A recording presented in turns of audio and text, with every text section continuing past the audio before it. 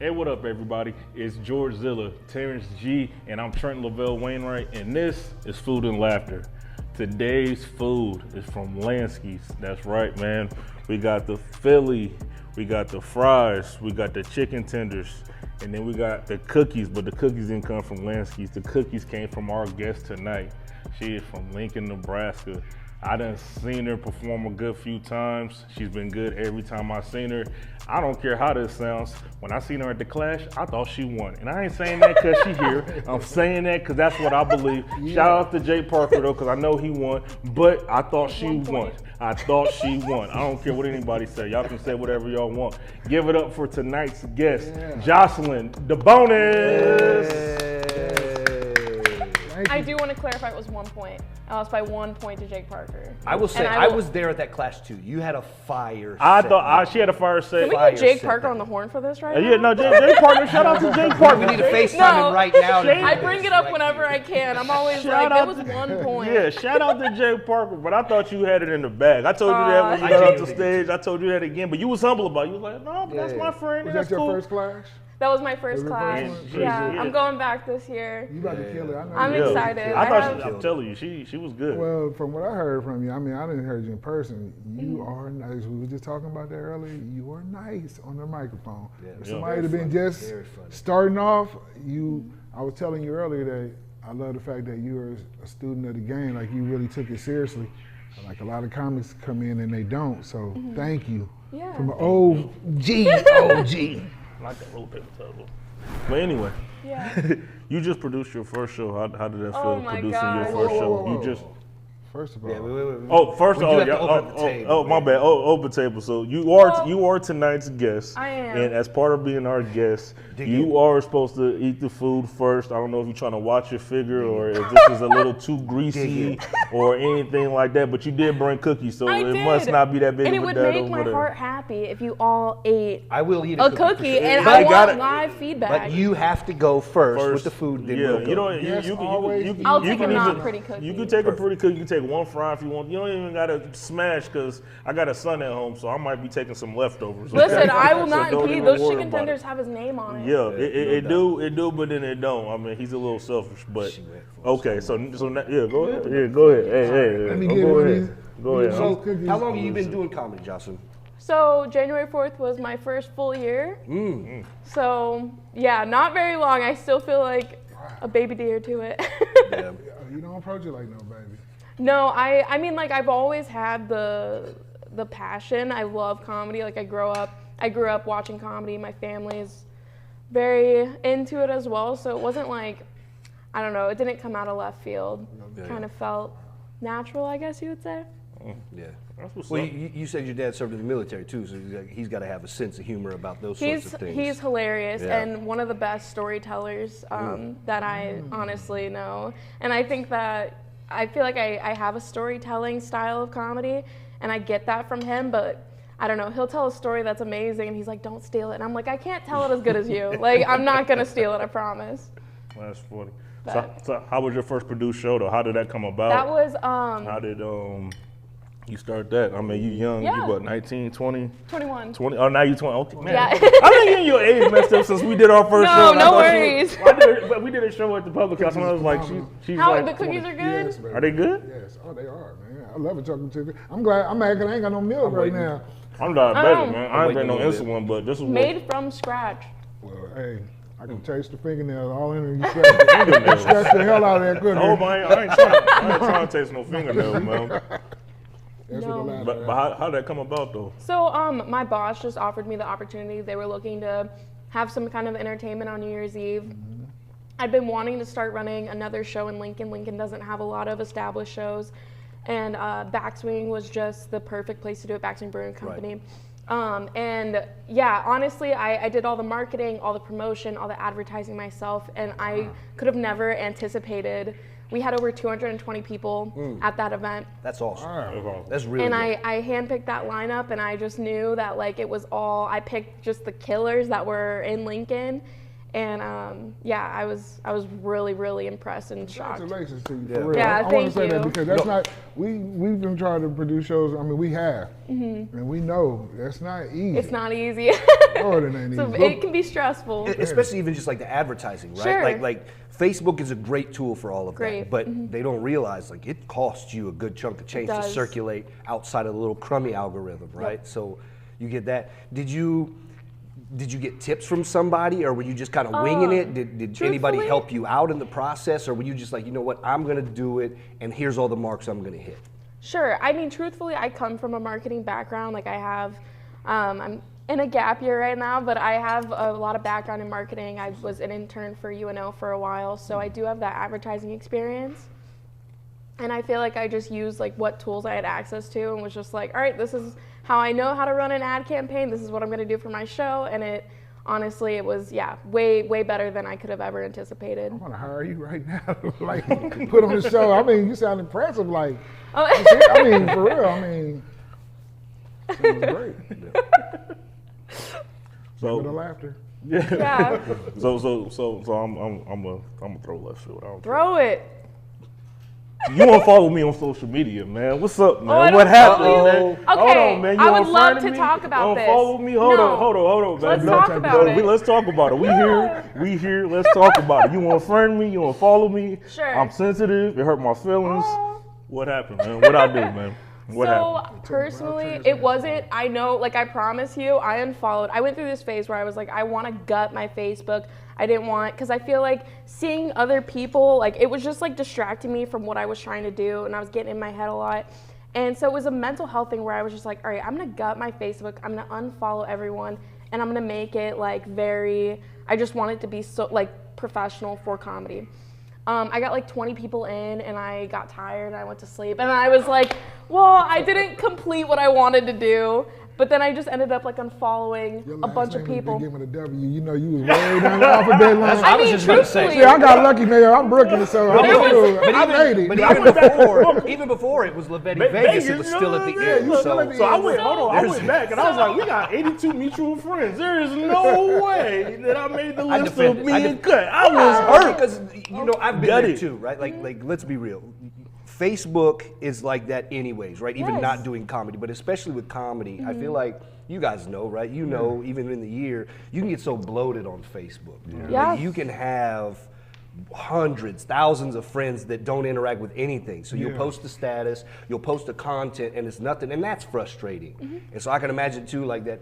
It was that old saying, comparison is the thief of joy. So you see other comics that are like doing this and you're not getting it. It's not fun. And it wasn't even more so like, it was just, I don't know. I go through, I don't like social media. I don't like being on social media and I try to just use it for comedy.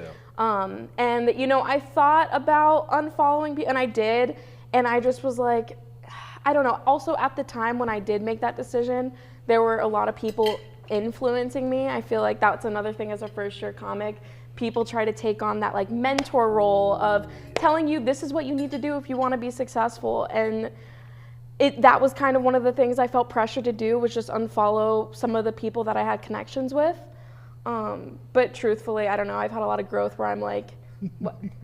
No, I'm ready. You were winding up. I'm just laughing because I'm just looking at Trent's face and he's still just shaking his head. I didn't say nothing, man. I just asked the question. I'm sorry. I just asked the question, man. I'm sorry, man. I can't stop laughing because I just asked the question. We cool now. We follow each other. We friends now. I was just, you know what I mean? I had to ask, man. Everything's cool.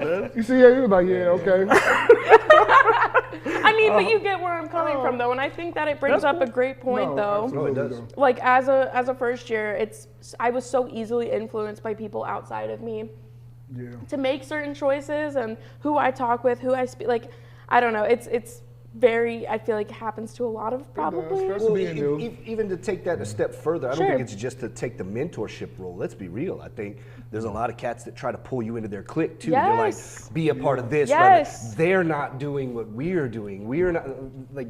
There's a lot of that comes in too. So it's so much of that, and another thing too is like, I mean, I started doing comedy because I love comedy. I have passion for comedy. I've always loved it. And it's just like people, I didn't realize that, you know, not everyone has that everyone kind of can have ulterior motives to what they're doing. And so it's easy to reel me into a group because I'm like, oh, you like comedy? So do I. Yeah. And then all of a sudden I'm just like, this isn't aligning with who I am. Right. But you know, those groups, they always fade away and come back to center. And Yep, always. Gotcha. These are great cookies, by the way. yeah, I'm so glad. They're really good. I'm gonna take a couple. I ain't bring no insulin though, but No, I baked 6.5 dozen, so you guys are gonna have I need to. a dozen. yeah, it's gonna be. Maybe I'm two. gonna have a diabetic coma again, man, if I keep eating these cookies. Are these the but- type that, like when we eat these cookies, they're good now and then we crap later? Or is that just like the natural process? I didn't ask them whether they eat special cookies. Like they ain't got nothing extra. No, they're Damn. just regular. No, I'm just I got kidding. them. I'm just kidding. Darn it! No, I'm just kidding. I wish they were those. My grandma would appreciate it. Imagine how this interview just, Right. So, what's your next plan? everybody just starts staring into the camera like Right. hardcore. That sounds like a For the next 20 nightmare. minutes, just staring there, just forget about the interview. Just I'm just like over analyzing. I'm like, I hope the mic's not picking up my eating sounds. I'm like, I Right. need to chew softer. Yeah, yeah. That is a real concern. So I want to ask you. I mean, so now that you produced your first show, you know you got it. You see how successful it can be. Are you ready and excited to do another? And Yeah, I do have another can I coming be out. on it? No. Already got booked. We're gonna have Heather Jones. She's gonna be headlining. yeah. We're gonna have a Valentine's Day show at Backswing Brewing Company in Lincoln. That's what's up.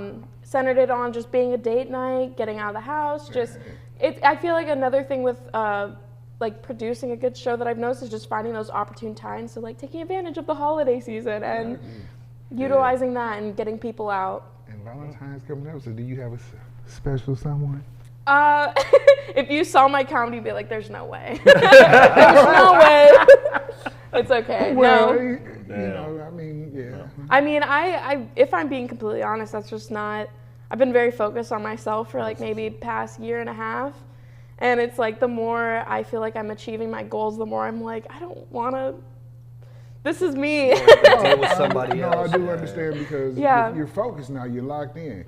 You know, and there's nothing wrong with being locked in and Yep. focused because that's going to take you to the next level. And from what I've seen from you, you're definitely going to go to the next level. As long as Yeah. you just stay on that path, you know what I'm saying? I always tell people when they're driving on the highway, stay in your lane. And I feel, and another thing is like I feel like I'm very. It's not like I'm closed off to the idea of having a partner or anything like that, but it's like you just have to be at my like pace. And I feel like once I find someone who's just at my level, they'll slide right into my life. There's a hard pace to follow. it right? is. It is a hard pace to Hey, follow. Hard pace Hey, to follow. I mean, this got married. We know it was Yeah. not easy. I mean, I was doing comedy before I got married, but it was right at the beginning. Well, I was just starting off right when Yeah. we first got married, and so you deal with a lot of, you out late nights and all this and that, or you start to get fans and groupies. So a person had to be very strong. Well, even, I was Yeah, gonna say, even I just the don't- comedy hangs, right? Like The we co- hang yeah, out, like exactly. that creates an insecurity in It some does. Yes, people because yeah. it's like, You had to have well, a you're good- talking about such. It's like we were just at a mic. It's not a big deal. No, I'm very aware that it's gonna take like a strong man to like come in and be able to handle my level and what I am doing and pursuing. You But told me yeah. you got the Italian in you, so you probably feisty as hell too. aren't I don't know about that, but you? I'm pretty sure you can make some good spaghetti and RC got. I do have a That's really all- good meatball recipe. Thank you, Dad. Thank you, Dad. Thank you. Gave me a perfect. really good, Yeah, I really was good about meatball to, recipe. I'm glad she cut me off what I was about to say. Thank I already knew what you was about to say because I heard it. I don't care. I ready don't to care. I'm stop? saying My what I grandmother might be watching. I gotta keep this clean for Hi, grandma. Grandma. Hey, what up, Grandma? Yeah. Hey, what's good? Yeah. That's how I learned how to Grandma, make we good appreciate cookies. the cookies. Yeah. Hey man, we don't mind the gills. You know what I mean? Like, okay, Yeah, I a little too much. wouldn't, My I bad, wouldn't Liz. turn it down. No. Yeah, okay. So far, Grandma's still in my women, age range. Our women guests has been very, hospitable, man. You know what I'm saying? They bring gifts, I know. I baked didn't goods. expect that. Yes. So let's go back to comedy then, right? Sure. You say you do stories and you've always Yeah. been circulating and your dad's a funny guy and all of this. What were your actual comedy influences? Like, do you have those? Who's your favorite? Who influenced you when you were younger? I love this question because it's just like evolved. Like like during different periods of my life, it's always changed. So I would say like being in high school and, you know, I went through a really deep depression, and I know that this might be a controversial stance, but Louis C.K. is like what got me through it. I love Louis C.K. and his writing is brilliant. It's brilliant. And over the past year doing comedy and watching more comedy, I'd say like my top 3 influences right now are like Nate Bargatze and Dusty Slay and Chris Porter. Those are people that I'm Chris just Porter's like, good. Chris Porter, I saw him at the Funny Bone a couple weeks ago, just tearing down the house. I was like speechless because I was like, I don't know. It's his angry rant style that gets it for me. It's like not Bill Burr-esque, but it's his own, right? Sure, and he's so personable and like with the crowd. I mean, it was a crazy crowd that night, and they were heckling back, and every heckle he had a bit like just loaded for them, and I was like, that is impressive. Yeah. It was very impressive. So I would say that those have been like my 3 influences within the past year that I love. That's a great list. Yeah. Oh, so what got you over your depression then? Whew, I will use comedy as like a reason. Comedy has got me through a lot, and I feel like I don't know. I had a lot of really like traumatic life events that like brought me to like realizing that I think doing comedy is like what I want to do ultimately. Yeah. Very therapeutic. And it is. It really is. Like I think it was maybe a year and a half ago. I had like major psychosis that was almost felt like a near-death experience. Mm-hmm. It was life-changing, and it made me just look at everything and really had to just figure out what makes me happy, and it was comedy. I'm gonna tell you something. It's funny that you said that near-death experience. That's what brought me into comedy. I got stabbed. I was on the way to the hospital, and that was a near-death experience. But upon going into the hospital, I said something funny to the doc. You know, I'm like, "Hey, doc, she stuck it to me. You know, she got a point across." And he just looked at me like, "Man, are you all right?" And I'm like, "Hell no, I'm not all right." You know, but for some reason, that's what kept me going. And so when you say people don't understand, comedy is so therapeutic, even in the moment when I thought I was about to die, because I thought I was dying. Yeah. I got stabbed in the lung, you know what I'm saying? Mm-hmm. But at that moment, all I could do was like, man, crack a joke. That's it. Exactly. And believe it or not, that is so therapeutic. So when you were saying that kind of touched me and hit me, you know what I'm saying? So I get that.